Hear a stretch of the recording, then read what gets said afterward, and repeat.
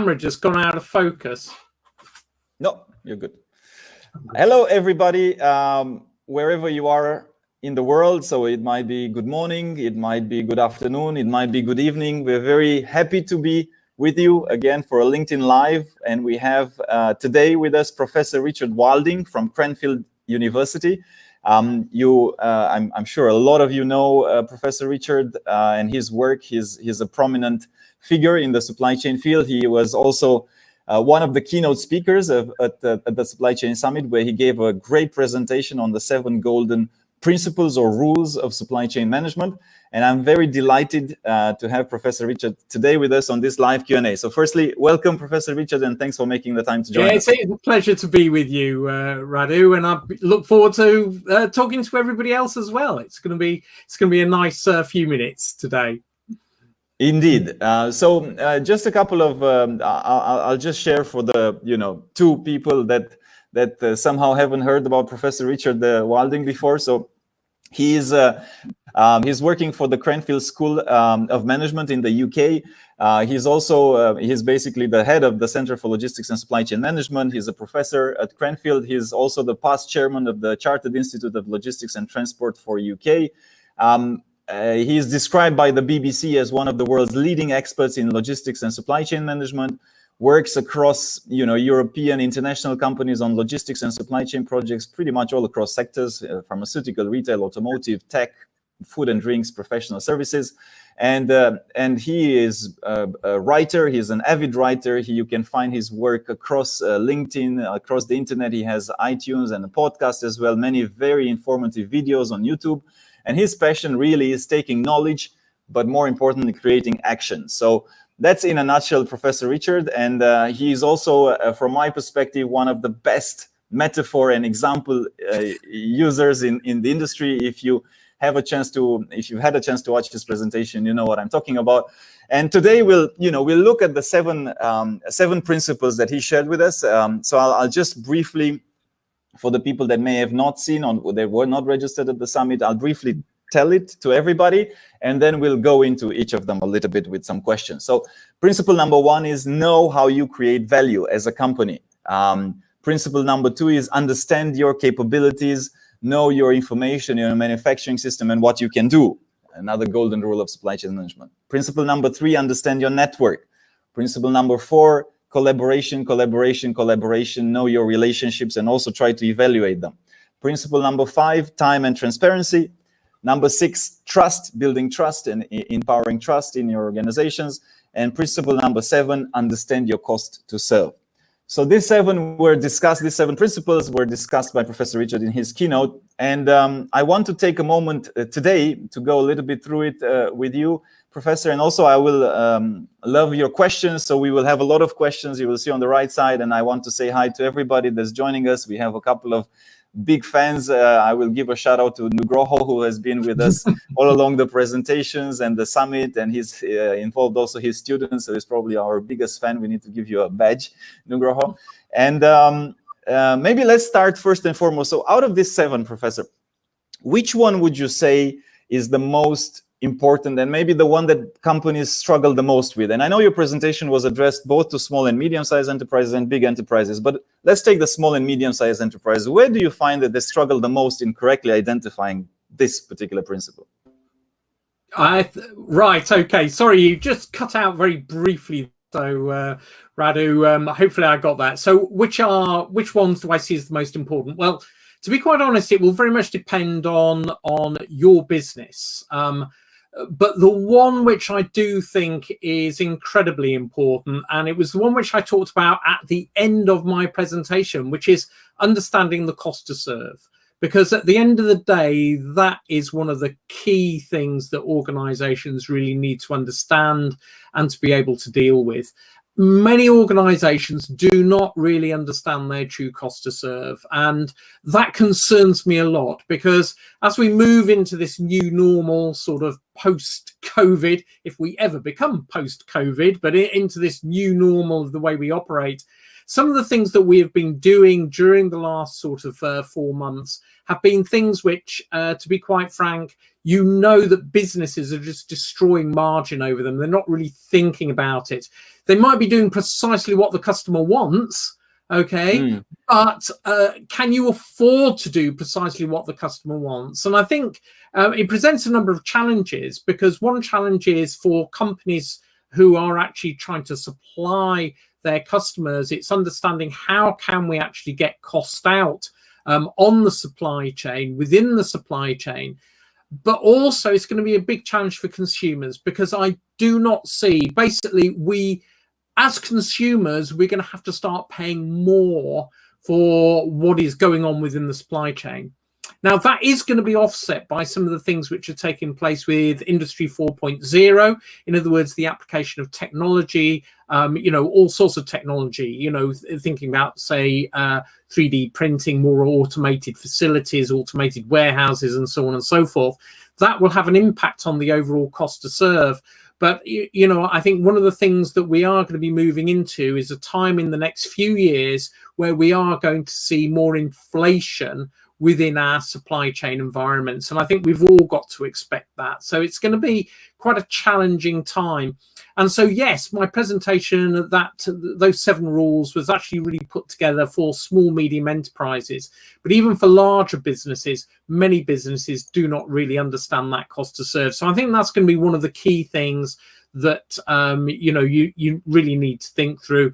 All 7 are really important, but it depends on your business. I was talking to one major blue chip household name company, and their supply chain team, they hadn't got a clue where their supply chain was and what it was operating. They had a very superficial view, but understanding those flows they didn't know. So for them, location was really the key thing that they needed to sort of address and actually think through, because they needed to understand where, if you like, their suppliers' manufacturing facilities were located, and they also needed to really understand the flows globally in terms of, just distribution and movement of the goods. Because, as I pointed out, it's generally, like going anywhere, it's not, as we say, as the crow flies, a straight line. So if you're moving things around Europe, it may actually do a sort of more of a circular approach,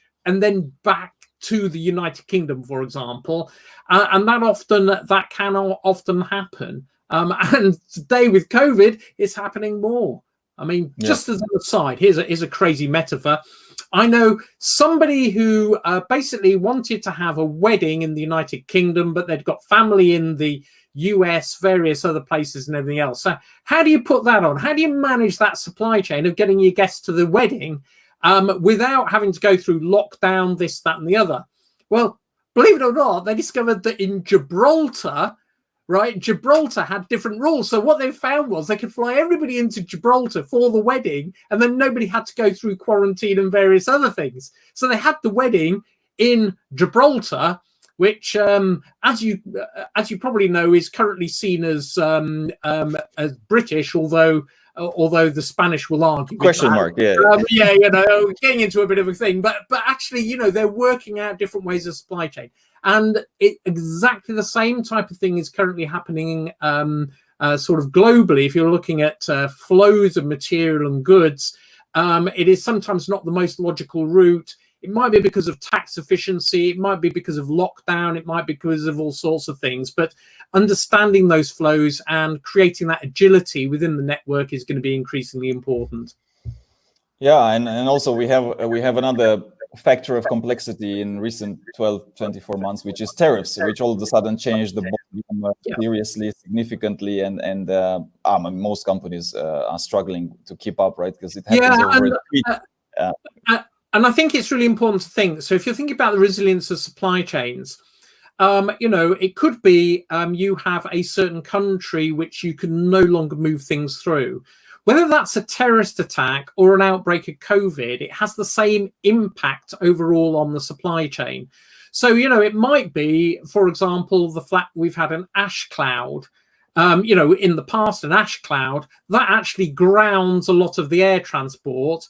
well, we've had COVID, which has then resulted in people not flying, which therefore means we've lost capacity in terms of air freight. It's the same sort of impact. So when we're thinking about planning for supply chain risk, what we generally find is that there are certain things that you can do, and they're going to have, they're going to basically produce resilience, whether it's going to be, COVID-19, whether it's going to be a terrorist attack, whether it's going to be even a snow day. I mean, one company, a pharmaceutical company I was working with years ago, they were really concerned about, bird flu at the time. And they basically put in a system so that people could work remotely. Okay. When was that first tested? It was tested when in the United Kingdom, we had a snow day and nobody could get to work.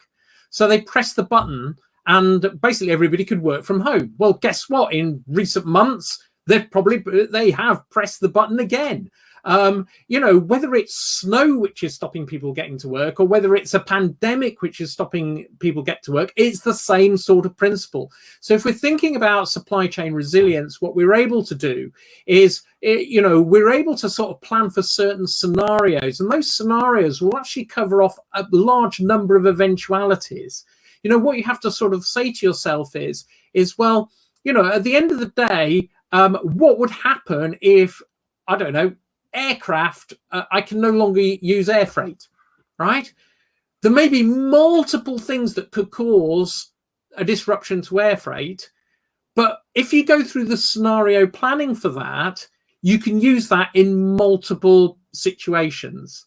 So the companies actually who have done extremely well over the last 4 or 5 months have been those who have actually gone through the scenario planning, thought through carefully, what the potential impacts are, and had that actually planned out and thought about resilience. And one of the key things I've been saying is we're moving into a time for procurement for resilience rather than for cost. Now, of course, you're always going to have cost as an issue, but actually people are going to start thinking carefully about resilience of the supply chain. I was on a call recently with one particular organization, and they said, we thought we'd done really well in terms of our procurement strategy. We had 3 suppliers for a particular component, so we didn't dual source, we tri-sourced. So we thought, whatever happens, we're going to be resilient.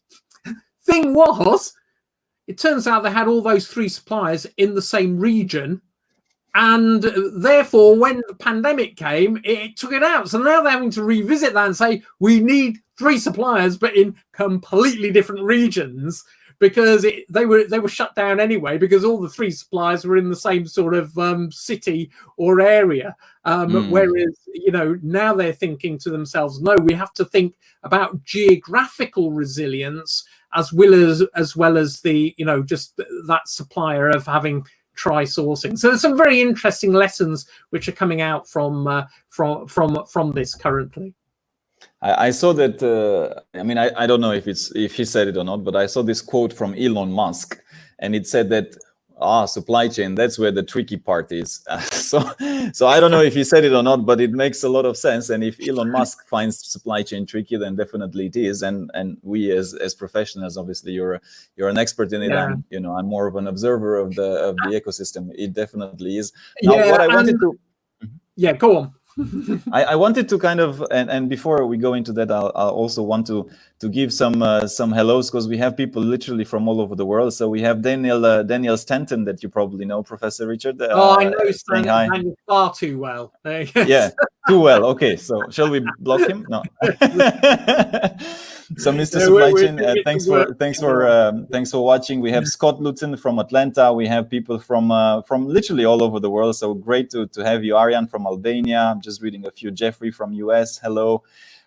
From Belgium. We have from Singapore. Great to see so many of you watching. So do feel free to post the questions. Now, I wanted to go back a little bit to that part with the cost to serve, because also I guess conundrum in some ways, right? And it has been a hype, and now we're kind of reaching the end of that hype of VC money, right? So there's been, and I don't want to name anybody, but there's one particular one that has gotten a lot of punches to their faces in terms of a VC fund from Japan. We all know what that is.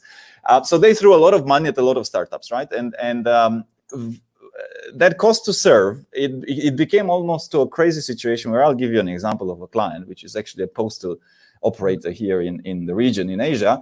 And I was talking to the CEO, and the CEO was saying, look, there's this company, e-commerce last mile delivery. They got, I don't know, 200 million of funding. They're losing money on every delivery, and still they're continuing because their whole game is expansion, market share. But at some point you look back and like, yeah, but you're making the deliveries at $2 and it costs you $5. So, okay, great. You have the whole market and you're losing $3 per delivery, right? So how is this ever gonna be sustainable? So I guess I'm trying to make sense for myself, and maybe it's a question for others as well, right? Where is this going, right? There's this almost this clash of, I want to get market share at any cost, right? Even the Walmarts and I'm going to go against Amazon, and I'm going to lose money on my deliveries, but I'm going to go and make it faster than Amazon, right? It's almost that mindset.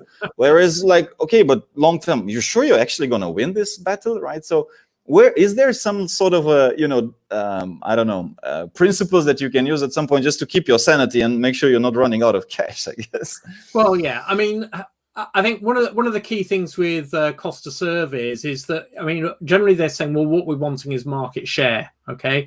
So, and generally what you find is that if you can get things to certain volumes, that will give you price advantages, which will therefore mean that you can start to adjust your cost to serve and so on and so forth. I think that the problem is many of these businesses, and you have to think about Amazon, what is Amazon? For example, and really the debate is that they've always been viewed as a technology company, right? So the way that the markets look at them is they look at them as a technology company rather than a retailing company. We've got the same sort of debate going on with Ocado in the United Kingdom. Ocado, basically they're wanting to be seen by the stock market as a technology company. So if you like, their technology is highly automated warehouses, which then enable very low cost to serve last mile delivery. The key thing about this is that we can carry on doing this, but there are going to be winners and there's going to be losers. Rather like in the .com boom, there are going to definitely be some winners and losers. And some people strategically decide we're not going to play this game. So, and I think that's actually really important, and we have to respect that. So if you're looking at, for example, during the current pandemic, Aldi and Lidl, the discount retailers in Europe, they've been very focused because they have a very efficient store-based supply chain. It's more or less at the point, how do they get the cost to serve down? They get the customers to actually stack the shelves for them, more or less. I mean, that's what's going on. It's the way they set up their logistics systems and so on and so forth. Now, they know that if they decide to go suddenly, we'll go online, and they end up with a great big, booming online, that is going to start just destroying the margin of the business and their business model and so on and so forth. So they're being very targeted in some of the types of things which they are putting online. And it's generally not the full groceries, but they are starting to do grocery boxes, which I think has been quite an interesting innovation, because I sort of say it's like having a Christmas hamper every day. You've got people like Morrison's who are sort of looking at the cost to serve and saying, well, what we will do is we'll put together a box which has a set pack of groceries in. I can then put them through the courier network, which means I can do 180 deliveries per day, rather than shoving it through a online home delivery network, which can only do maybe 30 deliveries a day. Immediately the cost to serve just absolutely drops, which then means that they can start competing in that space. And in a way, that's also what Amazon is doing as well, but they're trying to actually think differently about this grocery side of things and so on and so forth. But yeah, we're going to find lots of businesses who are just hemorrhaging money, and you've got to expect the cash burn on that. and it depends how long you're going to be able to survive for. It's interesting. It's become a bit of a trend. Everybody's making, in the United Kingdom, we've got gin production. Everybody now is, getting their own little, making specialists, artisan gins around the place.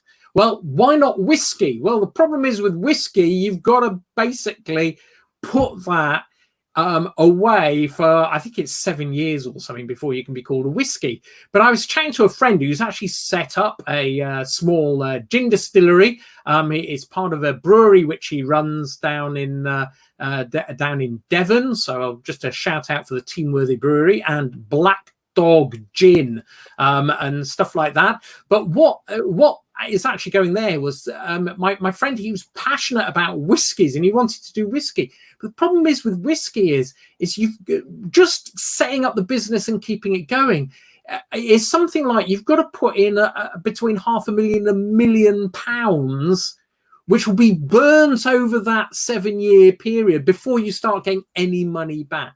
Yeah. So in a way, if you think about some of these businesses, they're doing a similar sort of principle. The similar sort of principle is, oh, yeah, we're going to set up all these things and we're going to have venture capitalists chucking some money in. Some of it may come good in, who knows, 7 years' time, and then they might start making a load of money. But sadly, I think an awful lot of them just won't be there to be able to do this. So we do need to be a little bit careful. It's a little bit .com. The other challenges with cost to serve, I was having a look, £3 in every 10 has been spent online. Now, this was something which was just announced in the press in the UK. So £3 in every 10. So you could say, well, 30% of the money that people are spending in retailers is now gone online. It was much less than that before this whole COVID situation. I think it was around about, it's probably about £1 in every 10 or around that. So now what that does is it makes the store, the retail outlet, because of the reduction of the people going through the retailers, that actually now starts to make the stores unprofitable as well. So it's starting to change the cost to serve. So I think we're going to have an awful lot of volatility in the different channels that we're going to be using in the supply chain to move goods to our customers. There was actually Sabine Müller, who's the CEO of DHL Consulting.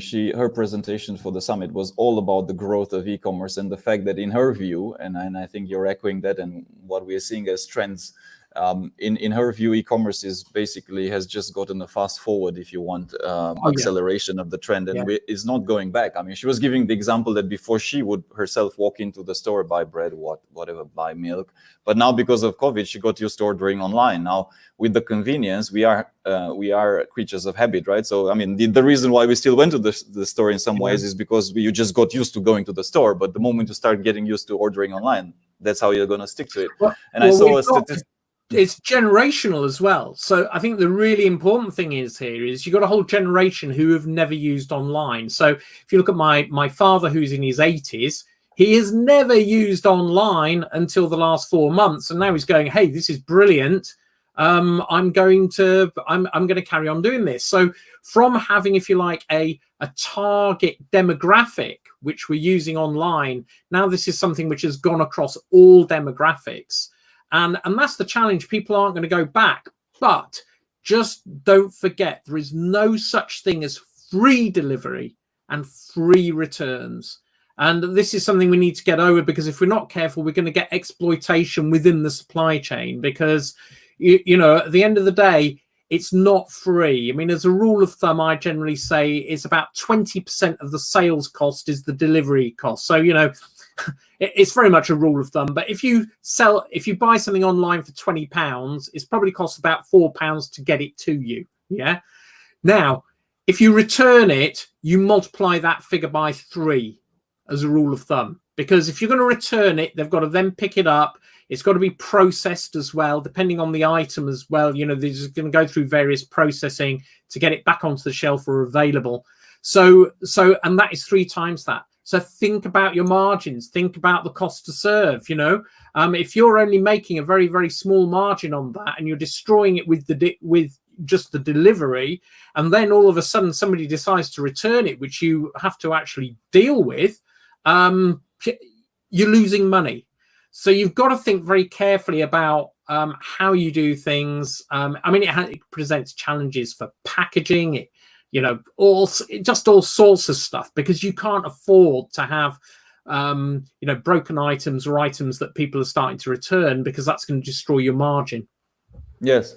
And I mean, I know that the recent pieces of there's a lot of literature and well, it's more like reports. So one is, I think, is the rise of mini fulfillment centers, and they are actually, the trend is that the retail stores and the smaller 7-Elevens or whatever, I don't believe a lot in the future of 7-Eleven, if you ask me, but this kind of spaces will be used for micro fulfillment type of centers. And then the second one that I saw today, I think it was like by 2025 in the US, they'll need 1 billion square feet extra of warehousing space for space for e-commerce, which is mind-blowing if you look at the numbers. So it's very clear. I guess where I wanted, and I will take some questions, we have a lot. Well, actually, Rachel White. So let's take this one, because it's a little bit of contrarian, and I like to spark a debate as well. So Rachel White says that oddly in the UK, more of us have gone back to the store, especially for perishable grocery goods and other daily items, as the lead time for online home delivery have been significantly impacted. So I guess it's the same everywhere, right? Obviously, if you have 1,000 people ordering online, and I think this is interesting. So because if I'm what you're generally finding is so if you're trying to do planning online deliveries, and I've discovered this as well, so I know where Rachel's coming from. The problem is you have to have overlapping orders, and what the retailers do is they basically say you've got to have a minimum spend. Okay, so I might go online and look now to see what's available in terms of a delivery spot. And sometimes they're actually very short. So they might be in the next 2 days, okay, which is fine. That's traditionally what it would be, but they'll be released this morning. So if I'm planning ahead, I might say, well, I can get a delivery in 10 days time, but then I'm having to look every day and say, well, I'll get another delivery in another so many days. And what I end up doing here, top tip from a professor, is I just go and put a bottle of expensive champagne in the basket to reserve the delivery slot, which you have to do and do a checkout. But then you change the basket, not forgetting to take the bottle of champagne out of the basket before you get before you get all your things delivered. I'll be quite honest. I have, in recent weeks now that the lockdown is changing, I've just stopped doing it. Now, one of the main reasons why I've stopped doing it is I'm used to actually buying a lot of my food from smaller stores and, like farm shops and places like that. And to be quite honest, they're offering a far better deal, better quality and everything else than the supermarkets are. So I'm still going to the supermarkets occasionally, but I'm doing less of that. However, things like a light bulb, I needed a light bulb, right? And normally I would, that'd be something I would pop to a local store and pick one up. And I went online, couldn't find anything sort of there locally. And I ended up going, right, I'm just going to buy this off eBay or Amazon, and get it that way. And I'm probably paying a little bit more for that, but it's just the convenience. So it is starting, even in my life, to shift things over. It depends what you're talking about. Groceries, for example, I'll be quite honest, I really don't like supermarket meat and some of the supermarket vegetables. So I generally try and, buy those from, I'm very lucky. I live in quite a rural location. So, I go to the farm shops and I get, meat, which has only come from a few miles down the road rather than across the world. I hope you're not hunting the cows yourself here, but but I want to also ask you, and there's been a few questions on the right side. I want to go back a little bit to the principle of location, and also know where your stuff is, right? And as shocking and to me and to maybe many of the listeners, I mean, you have these big companies. You mentioned one example, and it's not alone by all means, right? You have these massive companies that are multi-billion-dollar, sometimes Fortune 500. Why is this? I mean, simple question, right? Maybe I'm ignorant, but why is it still happening in this day and age, Professor, where, you know, we have the technologies there, the visibility tools are there, if anything, there are too many of them, right? How is it possible that still some of these companies don't have visibility? Where's my stuff? How do I get it? You know, how does it work, right? I mean, how does this stuff get to me and from port to port? What's their challenge? What's their issue? Why Right. Yeah. Okay, I'm going to be provocative here. I would say it's supply chain education, supply chain education, supply chain education. The problem is that if you go back to, you know, I guess when I started in the sort of early 90s, when I came into doing logistics supply chain management, if you were doing it, you would probably done a degree, you had probably got a professional qualification in it, and so on and so forth. And so you knew there were fundamental principles that needed to be applied to be able to sort of manage supply chains effectively. I would argue that we've actually got a lost generation.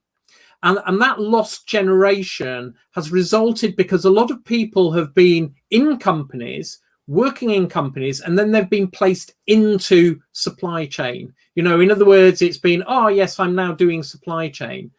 But, you know, some of those fundamental principles of supply chain resilience, supply chain, you know, just things, you know, just understanding how things like demand amplification, the bullwhip effect, and so on and so forth take place. You've got to remember that, you know, the bullwhip effect, I mean, it's a great branding, but it's been around since 1958. You know, that was when the original research was done.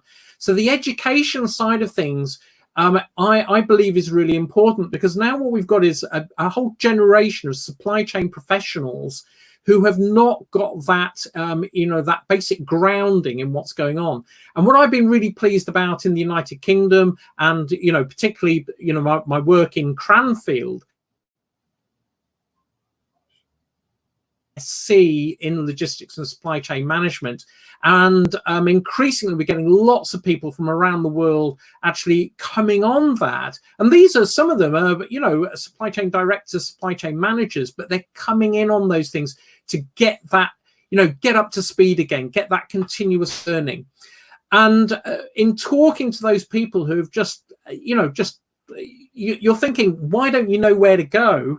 I honestly say it's because they don't know where to go, because they're not engaged in professional institutions, right? So, you know, as you mentioned, I'm, you know, the former chairman of the Chartered Institute of Logistics and Transports in the UK. There's a whole load of professionals there who are sharing knowledge all the time. Okay, so if you're worried about Brexit, you're worried about COVID, you're worried about these things, you've got a network of professionals that you can plug into. The Chartered Institute of Procurement and Supply as well, a whole network of professionals. The engineering institutions like the, you know, Chartered Institute of Engineering and Technology, the Royal Academy of Engineering, they're all putting stuff out around this. And what has amazed me is how few supply chain professionals are involved in that. They're heavily embedded in their day-to-day work, you know, and I have total respect for them. But, you know, the bottom line is that you've got to really engage with the communities around you, engage with professional institutions, recognize the importance of continual professional development. So, you know, I run a course at Cranfield, the Supply Chain Management Program, which is a 1-week course. And we get really senior people from finance, you know, directors from different companies coming on that course. And it's like I say, you know, this is like a supply chain retreat. When was the last time you sat down and thought about, you know, supply chains? And we go through these things. We go through some of these, you know, some of these key concepts, but then we see how they roll out today. And so, you know, the other thing is, you know, I am so pleased that you and your team put together the online conference, because I would argue that this is part of that continual professional development, helping to raise people's awareness of these key issues, because you know, this becomes so important. You know, I talk about innovation is taking ideas which are new to you and creating economic, social, and environmental value. Where are you going to get your ideas from? You're not going to get new ideas just sitting in your own little company, talking to your mates. You might do, but actually you've got to reach out. You've got to think global. You've got to start taking things from other areas. You can see I'm a bit passionate about this. But, I would argue that is one of the fundamental causes why people have just been lost. Because when supply chains are operating fine, that's fine. But when things start getting tough, you need to start pulling on knowledge from the past to sort out the future. So nothing we're experiencing, if you look at what's actually going on now, we can learn from what actually happened in 1918 during the flu pandemic. Then, not over 100 years ago. There's YouTube videos, go and watch it, see what happened. Yes, it's different virus, different situation, and they dealt with it in a different way. But can we take lessons from that and apply it to now? What about 1957, 1968, 9/11? What happened with air freight then? What happened during those times? Volcanic, all these things which have disrupted supply chains, we can learn from, and we can take those lessons and apply them now. That's why supply chain education, learning from history becomes so critical in these times. I just want to build a little bit and echo your views, because it's, I'm a little bit my personal experience. Obviously, a big chunk of the LCOT business is in executive search and recruitment. I mean, I've not, I've not run a warehouse myself. I do have the privilege of speaking to very smart people within the industry like yourself, but I haven't, I'm not a practitioner. But sometimes I find, and a lot of times actually, I find myself telling people from the industry, hey, but do you know about this? And do you know about this? And do you know about, I'm like, no. I at some point, I remember when I started doing, I'm like, how come you don't know? Like, isn't this good? Isn't this supposed to be your job? Then I realized exactly what you're saying, that people are so busy and so sucked. Literally, the word is sucked, I think, or obsessed with their own little bubble and their own world and their own fires and issues and problems and, constant emergencies that they forget. I mean, you need to go out there and network. You need to go out there and keep learning. You need to go out and expose yourself to new ideas. And there's about 10% or 5 to 10% that I think it applies in supply chain, it applies in finance, maybe 5% that are just naturally networkers, right? So they like to have that. But the rest of the 95%, you look at them and like, gosh, I mean, it's not that difficult to find solutions as long as you're open and you keep yourself open, not sucked into your.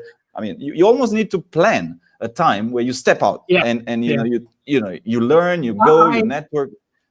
I worked with one company a number of years ago, and this was it's a very good really good engineering company. And one of the things that we were doing was working with some of these engineers, and these engineers were working on some really severe safety critical type things and everything else. And their job was just focused on that little area of, what was going on. And what we were trying to do is actually build collaboration within the organization. So you've got collaboration within the organization and then beyond the walls of the organization, so you have to sort of think through, well, how do I, manage relationships within the organization, also beyond the walls of the organization. Now, they saw their job as more or less sitting there doing their engineering, doing engineering drawings, or, testing this, testing that, and everything else. And we had to work with them and actually encourage them. We said, look, you need to go and have a coffee with these people. And they sat there and they went, well, that's not work. Right, I'm having a coffee. So literally, we had to get them as part of their professional development reviews. Was well, what are you doing to network? What percentage of your time? How many coffees in a week are you having with people within your internal supply chain? And outside of your outside your little area, as it were. And one of the key things we often talk about is we often talk about our arc of integration, and this is the if you like the arc with which you work within. So it might be a company. I'm integrated internally within my company. That will give you a particular sort of narrow arc. But then if you're working out across your suppliers and your customers, you get a broader arc. And what I also talk about with professionals is, what is your arc of control? So as a supply chain professional, what can you actually control? And it might be, oh, well, all I can control is my warehouses and the people going, and distribution out to a customer. That might be your control. But then what is your arc of influence? What are you able to influence? Well, I can influence then the production people, these people, and these people within my business. Well, can you actually influence your suppliers at all, or your customers at all? So you have to sort of think through, what is the arc of integration of the company? What is the arc of control that you as an individual have? And then what is the arc of influence? The problem is we've got lots of people whose, if you like, they seem to think that their arc of control is the same as their arc of influence, and they don't actually look beyond the boundaries of even their own function, and out beyond it. That is not supply chain management. Supply chain management is all about the management of relationships. So you might be an introvert, you might be an introvert engineer, but you have to basically get over that thing, and you have to say, hey, I need to start actually networking, building relationships beyond my area, because that is also part of my job. And I wanted to share, because on every panel at the supply chain, we had 13 panels, right, for the supply chain summit. I more or less asked the same question: what is one skill, some must-have critical quality that you think supply chain professionals need for the future? And the common, there's been several answers, but the common one that came across on every panel without a fail was influencing, presentation, communication skills. So it's basically that exactly what you're saying, right? In terms of, yes, you are responsible for something within supply chain. Maybe it's, the manufacturing piece, maybe it's the planning, procurement, logistics, whatever it may be, right? But ultimately, you work in an ecosystem, both internal with internal stakeholders as well as external stakeholders, where your ability to influence, network, create ecosystems is going to play a crucial part. And it's a little bit, it boils in my head with the metaphor, right? When what was the president, Kennedy, right? When they're building the rocket, and he asked the guy that was cleaning there, hey, what are you doing? And how come you're so happy cleaning the floor? It's interesting that I see a cleaner so passionate about his work. And the guy replied, yeah, but I'm helping put a man on the moon, sir. I'm helping put a man on the moon. So I think that's also a piece where, and there was actually somebody in the summit that shared supply chain for 20 years, and she was sharing, Patricia from Mexico, and she was sharing the moment she started to integrate her supply chain knowledge with the front-facing client and understand, okay, this is how I'm helping us design a solution for my end client, and helping make that client's life easier, and helping all the different, customers of that client. That's when it makes sense. But unfortunately, or the reality is that we need to make more effort in terms of getting people to understand the meaning of what they do and the full picture of what they do, and then building those relationships, as you very well stated. Yeah. So the way I've talked about it for years is that you have the IQ of the supply chain, the technical intelligence of the supply chain, and that actually is just a qualifier now for supply chain professionals. It's like, I know some inventory control algorithms, and I know how to design a warehouse, and it's that technical side of things. But actually the key thing is the EQ, the emotional intelligence. That is very much the winner, the order winner. That's the thing that will, in terms of being a professional, you also need to actually develop. And that is all about relational intelligence and understanding how you manage relationships. Now, I think what's interesting is, and this has been one of the big things we've been doing at Cranfield and, for many years, is that we often have to talk about, yes, we have that technical intelligence, and, our programs are very good at, if you like, getting over the technical intelligence. But one of the things that we have to do is to make sure we develop people's relational intelligence as well. So, some companies that actually come to us on our customized courses, they'll say, yes, we want supply chain in the morning, but we need to teach our supply chain people to do relationships in the afternoon. And in the past, we've done some very disturbing things. We bring in people from our praxis group, which is, you know, part of the thing which actually develops people's skills and everything else. And some of these are like actors, you know, Shakespearean actors and people like that. And they've had supply chain people lying on the floor doing breathing exercises and things like that. And you can imagine they, you know, are you having a laugh? I'm doing supply chain. You're asking me to lie on the floor and do some breathing exercise so I can project my voice a bit better.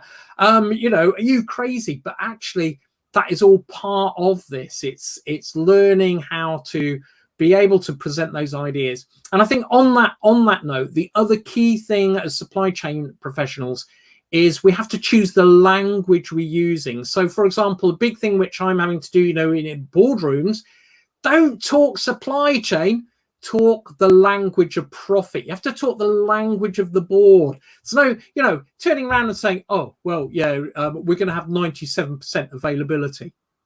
What does that mean, 97% availability? What you have to basically turn around and say is right, okay, we're in a situation where currently you are losing £100,000 worth of sales per annum on that particular line. I can help you reduce that to just £50,000 worth of losses per annum. Are you interested? And that might be just going from 97 to 98%. But you're having to change that language, get that language into the language of profit, talk shareholder value. You know, that's the other key thing. Because, you know, some of the work we were doing on, we've got lots of reports. If people are interested, go to Cranfield site, you can download it, on supply chain management in the boardroom. Okay. So it's really talking about next generation leadership for supply chain. And a big part of that is the language you use. So you've got to start choosing the language for the different audiences, and supply chain people are some of the worst for not actually adapting their language. They still talk all this techie language. Jargon. Which nobody understands, you know? So, you know, you've got to use a language that your marketing colleagues can understand and so on and so forth. I use a bad... I'll share it with you all. When I'm actually lecturing and I'm talking about supply chain mapping and information, I say that you have to be able to present maps and information in a format that even your local hairdresser will understand, right? That's what you need to do. Because if you're trying to communicate that with your marketing team or your procurement team, they may as well be hairdressers, right? Because they're reasonably well-educated people, but they have a completely different view on the world. So you've got to present stuff in a way that people will understand. And I shared that example with one company, and the chief executive came up to me afterwards, and he says, you can't name the company or even, you know, mention my name or anything, but he said, you're absolutely right about that. He says, when I'm producing a report which I'm going to present to the board, I get the presentation together to share with the board of directors. And he says, we've got a lady who's, you know, one of our cleaners who has been coming in, looking after our offices for 20 years, right? And she'll come into my office and, you know, I sort of know her reasonably well. And what I do is I say, would you mind just, can I just share this with you? And he'll share that presentation he was going to give to the board with the cleaner. And he says, if she understands it, I know the rest of the board will understand it also. So, you know, that rule of being able to get information and things into a language that is accessible to everybody is just so important when we're actually moving forward. And, you know, academics are the worst, to be quite frank. You know, I mean, if I read, you know, you said it. I agree. I'll tell you now, it's not very many, which is why I have far more fun writing sort of practitioner articles and things like that, because what I want to do is get that knowledge out there quick and get the debate going. All right, you know, that acts as a sort of a review process, because if it's total rubbish, people tell you pretty quickly. So yeah, you can get stuff out there pretty quickly. But that's, I mean, I just want to, because you're definitely an example of a great, you know, of a great. I wouldn't call you. I mean, it's almost in my head, academia doesn't go well, and I'll tell you what my stand on this, and it's you know, it's a fairly extreme stand. I mean, I never actually liked school, and maybe part of the reason was because I never had really good teachers, right? So I think, you know, you love school if you have really good teachers. I mean, you usually remember that teacher that kind of put something in your mind or used examples or made it concrete, right? I have one, so, but maybe it's just me, right? But you're right, and I will echo that I mean, you as a professor can make it so tangible. I loved your presentation. You know, I got so caught into it. You know, I will remember the metaphor with the jar, and I'm just giving some glimpses for the ones that haven't seen it. You should have joined the summit, but we will get Professor Richard again. But that is the way to keep people engaged. But sometimes academia is like, it's boring. So it's like that missing element. And I will build upon your point with, when you go to the board, there's another almost rule or principle that I would say. I would assume that they are all ADHD, you know, like they are attention deficit disorder type of people. Which being some research by one of my colleagues, Simon Kroom, who's I think he's at a university, and he's actually done some stuff which actually show many of them are actually psychopaths, right? Oh, so even better. It gets. That's where a number of these people are. So I mean, we have some in politics right now. So I mean, or a lot of them in politics. But the point that and I actually shared on my presentation, key skills for top talent is to get that 30-second, even, to your point, make it simple. The language should be very easy to understand by everybody, but also catch the attention fast, because usually these people switch off, like, I mean, a CEO or board member, I mean, okay, you're not catching my attention. What's in it for me? Why should I pay attention to you? That's it, bang. So that's another very important point that a lot of people seem to miss a little bit. Like, you need to get back to the point, and what's in it for them. Why should they pay attention to you? Why is it important to them to listen to you? But anyways, we can talk. And building that relationship, it's what's in it for we. So it's so important that you think through those collaborative things. I mean, Kate Vitasek's done some great work around this, and she's done quite a lot of thinking about that process of ensuring that you get that win-win, what's in it for we type stuff. And there's some, it's really important that often, people go rushing out saying, hey, let's go and collaborate. And I talk about this in the talk, but, you've got to actually ask the question, how is that person that I want to collaborate with going to benefit from collaborating with me? And in fact, that's the first question you need to ask. Not how you're going to benefit, but how are they going to benefit? Because otherwise it's just not going to work. Yeah, and a lot of people are, unfortunate.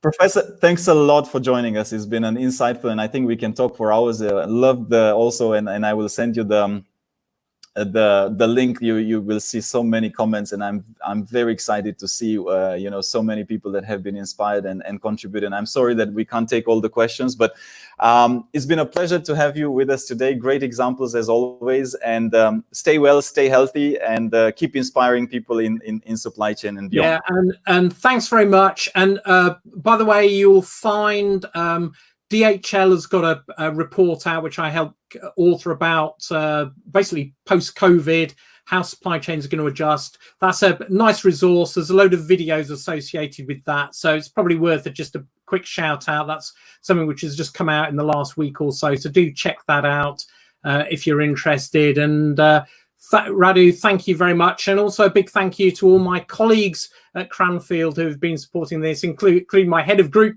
Michael Balakis. Some great stuff coming out from him at the moment as well. So it's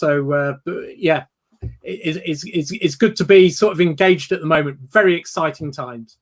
Absolutely. And I want to encourage everybody, follow Professor Richard on LinkedIn. You will find him on YouTube. You will find him on iTunes. You have some interesting and extremely... Oh, yeah. iTunes U 60,000 subscribers. Yeah. So get onto iTunes U. Free of charge, right? So you don't need to pay the fees that Cranfield would charge you if you subscribe. But obviously, it's a different experience as well. So, no, absolutely. I think Professor Richard is one of the, if not the best voice to follow in supply chain. Professor, thanks a lot for joining us.